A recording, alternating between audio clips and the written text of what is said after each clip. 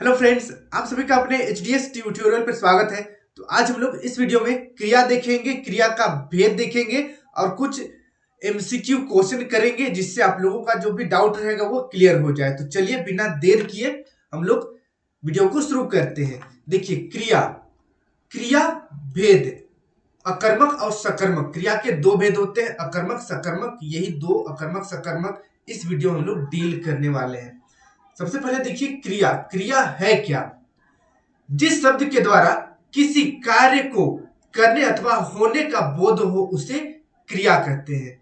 जिस शब्द से किसी कार्य को करने अथवा होने का बोध हो उसे क्रिया कहते हैं। जैसे मोहन पढ़ रहा है, रेखा खेल रही है। यहां पर मोहन पढ़ रहा है, इस वाक्य में पढ़ने का कार्य हो रहा है, और रेखा खेल रही है, इस वाक्य में खेलने का कार्य हो रहा है। तो यहां पर खेलना या खेल क्रिया है और पहला वाक्य में पढ़ क्रिया है। अब हम लोग आगे बढ़ते हैं। मूल क्रिया अथवा धातु। मूल क्रिया अथवा धातु क्या है? तो देखिए क्रिया के मूल रूप को धातु कहते हैं। क्रिया के मूल रूप को धातु कहते हैं। जैसे लिख, जा, रो, पढ़। लिख, लिख से क्या बन जाएगा? लिखना। लिख से लिखना बन जाएगा। उसी प्रकार जा, जा से क्या बन जाएगा? जाना। जा से जाना बन जाएगा। रो, रो, रो से क्या हो जाएगा? रोना। रो से रोना बन जाएगा। पढ़, पढ़ से पढ़ना बन जाएगा। तो इस तरीके से क्रिया के मूल रूप को हम लोग धातु कहते हैं और धातु को ही मूल क्रिया भी कहते हैं। अब हम लोग आते हैं क्रिया के भेद। क्रिया के दो भेद होते हैं। देखिए क्रिया के भेद, मुख्य रूप से क्रिया दो प्रकार की होती है। पहला अकर्मक क्रिया, दूसरा सकर्मक क्रिया। अकर्मक, देखिए अकर्मक में आप शब्द से भी पता कर सकते हैं, अकर्मक जिसमें कर्म की आवश्यकता नहीं होती है। सकर्मक जिसमें कर्म होता है उसको हम लोग सकर्मक कहते हैं। तो चलिए यहां पर हम लोग अकर्मक सकर्मक को अच्छी तरीके से डील करते हैं। सबसे पहले देखिए अकर्मक क्रिया, वाक्य में जिस क्रिया के प्रयोग में कर्म की आवश्यकता नहीं होती उसे अकर्मक क्रिया कहते हैं। जैसे दौड़ना, सोना, हंसना, रोना, उठना, ये सभी अकर्मक क्रिया है। वाक्य के जिस क्रिया में कर्म की आवश्यकता नहीं होती है उसे ही अकर्मक क्रिया कहते हैं। यहां क्रिया का फल यानी कि क्रिया का जो प्रभाव है सीधे कर्ता पर पड़ता है। जैसे क नंबर देखिए, मोहन दौड़ रहा है। यहां पर दौड़ने का काम हो रहा है और यहां पर कर्ता कौन है? मोहन। तो मोहन दौड़ेगा तो दौड़ने का प्रभाव किस पर होगा? मोहन पर होगा। मोहन थक जाएगा या मोहन स्वस्थ हो जाएगा या मोहन गिर जाएगा, जो भी होगा दौड़ से कौन प्रभावित हो रहा है? मोहन। इसलिए यह अकर्मक क्रिया है। फिर देखिए ख नंबर, बच्चा हंस रहा है। यहां पर हंसने का कार्य हो रहा है और प्रभाव किस पर पड़ रहा है? बच्चा पर। बच्चा हंस रहा है, वह खुश है, वह स्वस्थ रहेगा। इस तरीके से हंसने का प्रभाव बच्चा पर पड़ रहा है। फिर देखिए ग नंबर, रीता रोती है। रीता रोती है, यहां पर कौन सा कार्य हो रहा है? रोने का कार्य हो रहा है और प्रभाव किस पर पड़ रहा है? रीता पर। रीता रो रही है। देखिए आगे इन वाक्यों में क नंबर देखिए, दौड़ने क्रिया का प्रभाव मोहन पर। मोहन क्या है? करता है। दौड़ने क्रिया का प्रभाव मोहन पर पड़ रहा है। फिर देखिए वहीं पर ख नंबर, जरा इसे मैं साफ कर दूं। देखिए ख नंबर, हंसने क्रिया का प्रभाव बच्चा पर पड़ रहा है। हंसना जो क्रिया है उसका प्रभाव बच्चा पर पड़ रहा है। फिर देखिए ग नंबर, रोने क्रिया का प्रभाव रीता पर पड़ रहा है। रोने का जो प्रभाव है वो रीता पर पड़ रहा है। इनमें कोई कर्म नहीं है, अतः ये क्रियाएं अकर्मक है। आई होप समझ में आ गया होगा। फिर देखिए नेक्स्ट, सकर्मक क्रिया। सकर्मक क्रिया, सकर्मक क्रिया के प्रयोग में कर्म की आवश्यकता होती है।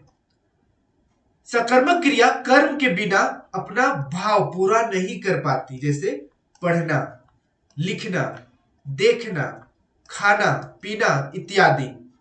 जैसे एग्जाम्पल देखिए, मैं पुस्तक पढ़ रहा हूं। मैं पुस्तक पढ़ रहा हूं, यहां पर कर्म कौन है? पुस्तक। कर्म है पुस्तक, तो यहाँ पर पढ़ने का जो प्रभाव है वो कर्ता पर भी पड़ रहा है, कर्म पर भी पड़ रहा है, और यहाँ पर कर्म भी है, कर्ता भी है। फिर देखिए ख नंबर, रमेश ने रवि को बुलाया, तो यहाँ पर रमेश कर्ता है और यहाँ पर जो रवि है ये कर्म है। फिर देखिए नेक्स्ट ग नंबर, वह चित्र बनाता है, वह चित्र बनाता है में चित्र आपका कर्म हो जाएगा और वह कर्ता हो जाएगा। अगर देखिए क्रिया के साथ क्या किसे लगाने से जो उत्तर मिलता है वही कर्म होता है। ऐसे वाक्य की क्रिया को सकर्मक क्रिया कहते हैं। फॉर एग्जाम्पल यहाँ पर देखिए ये लाइन बहुत ही इंपॉर्टेंट है, इसको आपको ध्यान देना है। क्रिया के साथ क्या और किसे लगाने से जो उत्तर मिलता है वही कर्म होता है। जैसे पहला नंबर में देखिए, मैं पुस्तक पढ़ रहा हूं, मैं अगर क्वेश्चन हम लोग बनाएंगे मैं क्या पढ़ रहा हूं, मैं क्या पढ़ रहा हूं, तो उत्तर क्या आएगा, पुस्तक आएगा आंसर, तो पुस्तक ही कर्म है। फिर देखिए ख नंबर, रमेश ने रवि को बुलाया, क्वेश्चन बनाएंगे हम लोग किसे लगाकर, यहाँ पर किसे लगाकर क्वेश्चन बनाएंगे, रमेश ने किसे बुलाया, तो आंसर आएगा रवि को बुलाया, तो रवि कर्म हो जाएगा। फिर देखिए नेक्स्ट ग नंबर, वह चित्र बनाता है, वह चित्र बनाता है, इसमें हम लोग क्वेश्चन करेंगे वह क्या बनाता है, वह क्या बनाता है, तो आंसर आ जाएगा वह चित्र बनाता है, तो चित्र यहाँ पर कर्म हो जाएगा। आई होप सकर्मक अकर्मक समझ में आ गया होगा। सकर्मक में कर्म होगा, अकर्मक में कर्म नहीं होगा, सिंपल सी बात है। तो चलिए हम लोग अब कुछ क्वेश्चन कर लेते हैं, आप लोग कमेंट करके बताइएगा। पहला नंबर का देखिए, पहला नंबर का क्या आंसर होना चाहिए, बच्चा सो रहा है, बच्चा सो रहा है, यहाँ पर कर्ता बच्चा है, कर्म यहाँ पर नहीं है।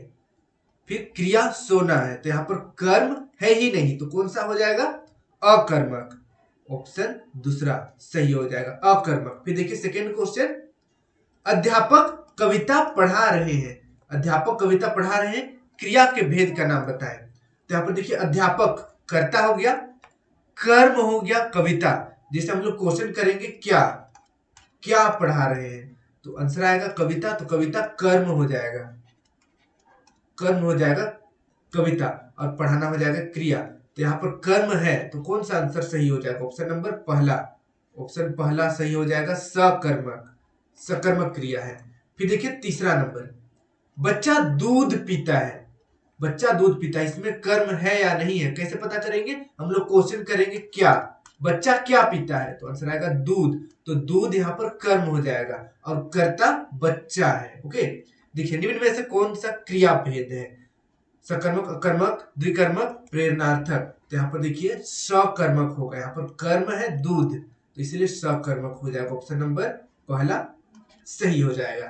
फिर देखिए 4 नंबर, बलवान व्यक्ति कुश्ती लड़ रहा है, बलवान व्यक्ति कुश्ती लड़ रहा है, क्रिया के भेद करना पता है, तो यहाँ पर देखिए कुश्ती आपका कर्म है, कुश्ती क्या है, कर्म, कुश्ती कर्म है, बलवान व्यक्ति आपका कर्ता है, तो यहाँ पर सकर्मक होगा क्योंकि कर्म है, सकर्मक ऑप्शन नंबर तीसरा में है, ऑप्शन नंबर तीसरा सही हो जाएगा, सकर्मक।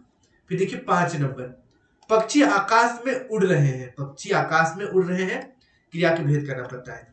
अब यहाँ पर देखिए पक्षी, पक्षी आपका कर्ता है, पक्षी क्या है, कर्ता, और यहाँ पर क्रिया क्या है, उड़ना, और कर्म क्या है, आकाश, ये आपका कर्म है, कर्म आकाश है, तो हम लोग इसको सकर्मक में रखेंगे, ठीक है, सकर्मक, ऑप्शन नंबर पहला सही हो जाएगा, ऑप्शन नंबर पहला। उड़ने का प्रभाव आकाश पर भी पड़ रहा है और पक्षी पर भी पड़ रहा है। देखिए आकाश में पक्षी उड़ता है तो पक्षी पर तो प्रभाव हो ही रहा है क्योंकि वो उड़ रहा है, और आकाश पर भी प्रभाव हो रहा है क्योंकि आकाश में पक्षी भर जा रहा है। ओके, तो ये सकर्मक होगा। फिर देखिए 6 नंबर, ड्राइवर बस चला रहा है, ड्राइवर बस चला रहा है, तो ड्राइवर कर्ता हो जाएगा, कर्म हो जाएगा, बस चला रहा है हो जाएगा क्रिया, तो यहाँ पर सकर्मक होगा, सकर्मक, ऑप्शन नंबर पहला सही हो जाएगा, सकर्मक। यहाँ पर चलना का जो प्रभाव है वो बस पर भी पड़ रहा है, बस एक जगह से दूसरी जगह जा रहा है, और ड्राइवर पर भी पड़ रहा है कि ड्राइवर उसको चला रहा है। ओके, फिर देखिए नेक्स्ट 7 नंबर, विक्रम उपन्यास पढ़ता है। विक्रम उपन्यास पढ़ता है, क्रियाभेद का नाम बताए। तो चलिए ये आपका होमवर्क जैसे रहेगा, आप कमेंट करके बताइएगा इसका क्या आंसर होगा, सकर्मक, अकर्मक, द्विकर्मक या प्रेरणार्थक। क्या होगा इसका सही आंसर? विक्रम उपन्यास पढ़ता है, सकर्मक होगा, अकर्मक होगा, द्विकर्मक होगा, प्रेरणार्थक होगा। कमेंट करके जरूर बताइए। तो आज के लिए इतना ही। वीडियो कैसा लगा कमेंट करके जरूर बताइएगा। वीडियो अच्छी लगी तो वीडियो को लाइक करके चैनल को सब्सक्राइब जरूर कर लीजिएगा और बेल आइकन ऑल पर क्लिक कीजिएगा ताकि इस तरीके का वीडियो मैं जब भी अपलोड करूं आप तक नोटिफिकेशन पहुंच जाए। Thank you for watching video. Have a good day.